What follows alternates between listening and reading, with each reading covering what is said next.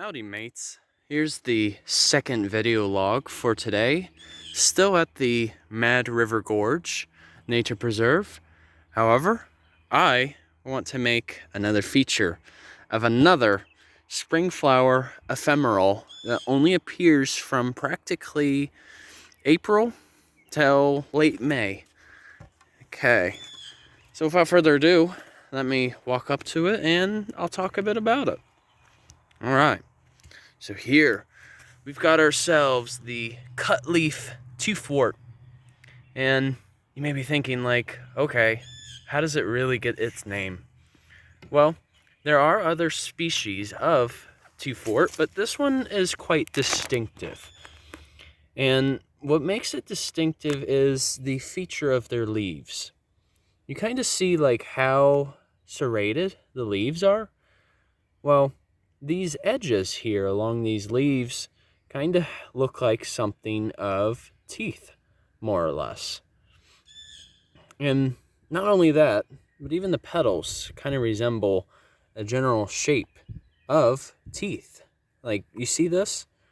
If it's like closed up like this one in particular, doesn't it kind of resemble a tooth? I kind of thought so myself. So in a way, the name is actually very befitting, as it were. But what's fascinating about this particular plant is you can indeed eat them raw off the trail, as a matter of fact. So if I try this piece of leaf here, this shall be interesting. They're actually very well known for their pungent flavor, very strong. And they are edible, rest assured. Trust me, I had to do my own research on them before doing what I'm doing right now. Yeah, even I can taste it. It has a very strong taste to it. Whew.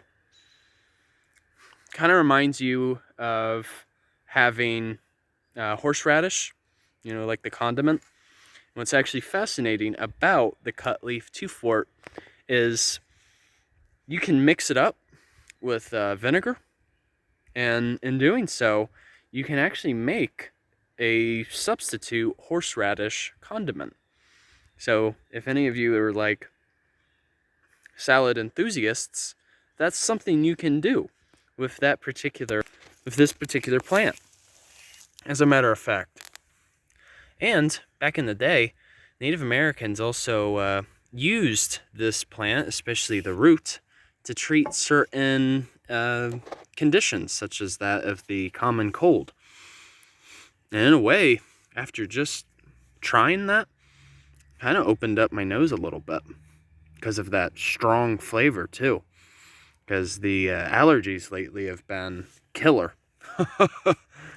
Yeah, you can indeed eat these if you wanted. However, you don't want to eat the whole thing, because same thing, if you have too much of it raw, you could risk feeling a little sick. But yeah, that is the Cutleaf Toothwort. And as I said, it's easy to point out because there's no other spring flower plants that have that same shape with the leaves. So that's what makes it very distinctive. So not only that, but I also just want to briefly talk a little bit about the geology of the area. So we are within a gorge. The Mad River Gorge is actually a pre-glacial gorge. So this has existed even prior to our most recent glaciation, which was back in the Wisconsin age, which was roughly 15 to 16,000 years ago.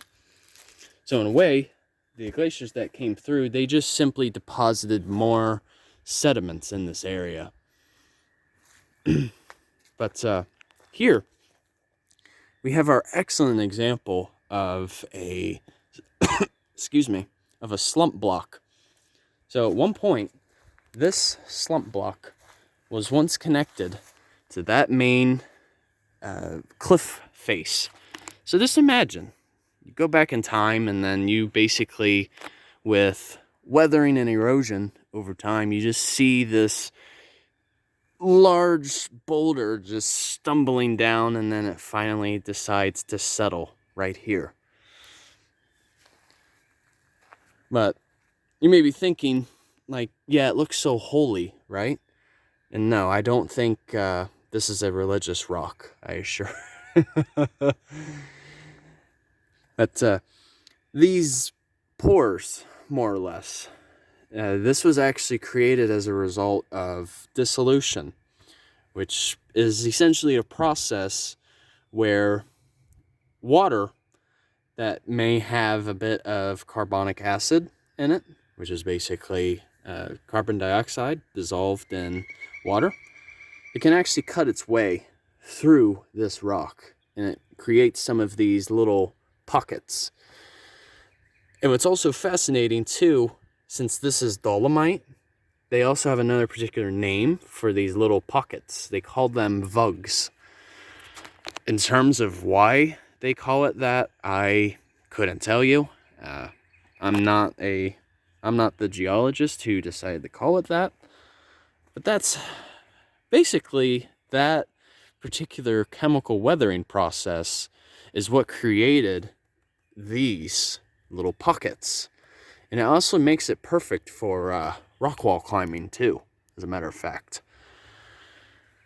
And then, of course, the physical weathering behind it, it's just that part is where the slump block just simply fell off of the cliff face. So it's just bigger rock breaking down into smaller rock, even though it has the same composition. But yeah, good stuff right here.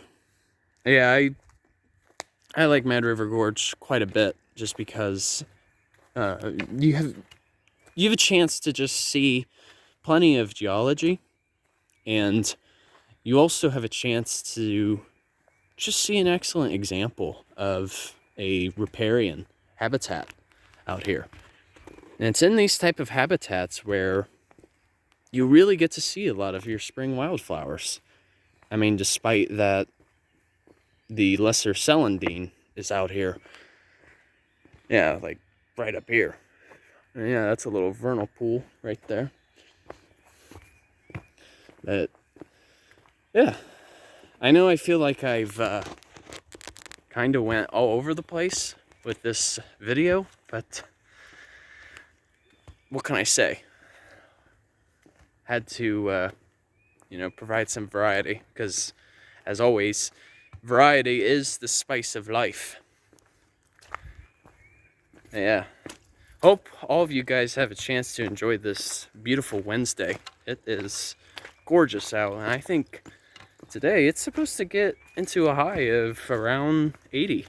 So it hasn't gotten that warm in quite some time. So, all right. Hope you guys got something out of this video and learned something. And once again, Journey on a Journey is outwards. Take care, folks.